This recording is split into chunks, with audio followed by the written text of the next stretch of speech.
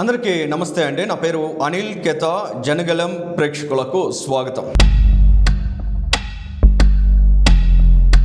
2025 సంవత్సరాన్ని ఆంధ్రప్రదేశ్ రాష్ట్ర ప్రజానీకం గేమ్ చేంజర్ ఇయర్గా భావించాల్సిన సందర్భం అండి.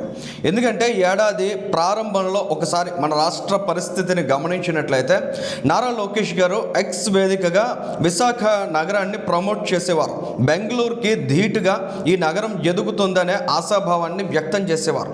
ఆ సందర్భంలో ఒకసారి మనం గమనించినట్లయితే చాలా రాష్ట్రాలు మన పట్ల చిన్న చూపుతో వ్యవహరించేవి. ఆంధ్రప్రదేశ్ రాష్ట్రం ఏంటి, కర్ణాటకకు పోటీ ఏంటి, విశాఖ నగరం ఎక్కడ, బెంగళూరు సిటీ ఎక్కడ, ఇలాంటి ఆలోచన ధోరణి మనం విట్నెస్ చేసాం. కానీ ఈ ఏడాది కాలంలో వచ్చిన మార్పులను ఒక్కసారి గమనించినట్లయితే best business reformer of the ఇయర్గా చంద్రబాబు నాయుడు గారు నిలిచారు.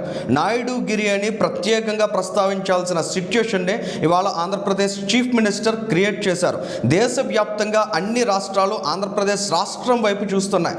ఆంధ్రప్రదేశ్ రాష్ట్రంలో జరుగుతున్న మ్యాజిక్ ఏంటని గమనిస్తూ ఉన్నాయి. ఆంధ్రప్రదేశ్ రాష్ట్రానికి ఎంత పెద్ద ఎత్తున పెట్టుబడులు ఎందుకు తరలి వెళ్తున్నాయని అన్ని రాష్ట్రాలు గమనించేటువంటి సిచ్యుయేషన్కి ఇవాళ ఆంధ్రప్రదేశ్ రాష్ట్రం చేరుకుంది. ఇక్కడ చంద్రబాబు నాయుడు గారి అనుభవం, గతంలో ఆయన సాధించిన విజయాలు, ఆయన విజన్, ఇవన్నీ అందరికీ తెలిసినటువంటి అంశాలే. కానీ చంద్రబాబు నాయుడు గారి వెనుక ఒక బలమైన శక్తిగా నారా లోకేష్ గారు చేసిన ప్రయత్నాలు, నారా లోకేష్ గారి చొరవ, ఆయన పట్టుదల ఆంధ్రప్రదేశ్ రాష్ట్రంలో పెట్టుబడులు పెద్ద ఎత్తున రావడానికి, ఇవాళ మనం ప్రతిష్టాత్మకంగా చూస్తున్న అనేక ఇన్వెస్ట్మెంట్స్ గ్రౌండ్ కావడానికి రీజన్గా నిలుస్తున్నాయి. ఇక్కడ లోకేష్ గారు ఆయన మంత్రిత్వ శాఖ వరకు చూసినట్లయితే ఐటీ రంగంలో అనేక పెట్టుబడులను ఆకట్టుకున్నారండి. ఏ విధంగా ట్రాన్స్ఫార్మ్ చేశారు, ఎందుకంటే ఇవాళ పక్కన తెలంగాణ స్టేట్ చాలా బలమైన పోటీ ఇస్తుంది. అక్కడ ఐటీ ఇన్ఫ్రాస్ట్రక్చర్ క్రియేట్ అయింది, అక్కడ ఇకో సిస్టమ్ ఉంది. సో అటువంటి స్టేట్ ఉన్నప్పుడు, మరోవైపు కర్ణాటక లాంటి రాష్ట్రం ఉన్నప్పుడు, మరోవైపు తమిళనాడు లాంటి రాష్ట్రం ఉన్నప్పుడు ఆంధ్రప్రదేశ్ రాష్ట్రం ఐటీ రంగంలో పుంజుకోవడం అంటే అంత సామాన్యమైన విషయం కాదు. కానీ వేల కోట్ల రూపాయల పెట్టుబడుల్ని ఇవాళ ఈ రంగంలో ఆకర్షిస్తున్నారు. ముఖ్యంగా విశాఖ నగర ముఖ చిత్రాన్ని మార్చే విధంగా నారా లోకేష్ గారు ప్రణాళికలు చేశారు. ఈ ఏడాది కాలంలో విశాఖ నగరానికి, ఐటీ రంగానికి ఆంధ్రప్రదేశ్ రాష్ట్రంలో వచ్చిన పెట్టుబడులు ఏంటి, ఎలాంటి సంస్కరణలు జరుగుతున్నాయి, ముఖ్యంగా అమరావతి నగరానికి సంబంధించి క్వాంటమ్ వ్యాలీ ఎస్టాబ్లిష్ చేయడానికి జరుగుతున్న ప్రయత్నాలు, ఇలాంటి అంశాలన్నీ ఒకసారి మనం గమనించినట్లయితే ఏప్రిల్ నెలలో తొలి అడుగుగా మనం భావించవచ్చండి. టీసీఎస్ సంస్థ 1370 కోట్ల రూపాయల పెట్టుబడులు పెట్టేందుకు ముందుకు వచ్చింది. ఆ మేరకు జీవో విడుదల చేశారు.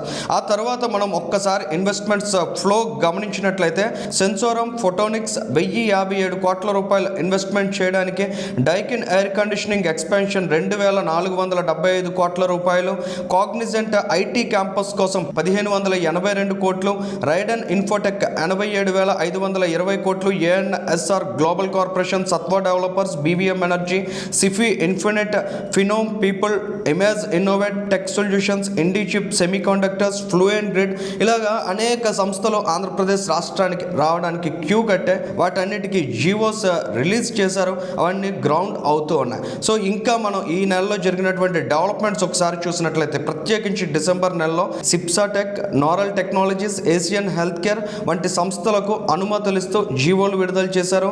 ఇదే నెలలో రైడన్ ఇన్ఫోటెక్ అండ్ గూగుల్ డేటా సెంటర్కి ల్యాండ్ అలాట్మెంట్ చేస్తూ కూడా జీవో విడుదల చేశారు. ఇంకా ఐబిఎం క్వాంటమ్ కంప్యూటర్ ఇన్స్టలేషన్కి సంబంధించిన జీవో కూడా ఈ ఏడాదిలో విడుదలైంది. ప్రత్యేకించి క్వాంటమ్ కంప్యూటింగ్ పాలసీ ఇంప్లిమెంటేషన్లో భాగంగా 7 సంస్థలని అప్రూవ్ చేశారండి.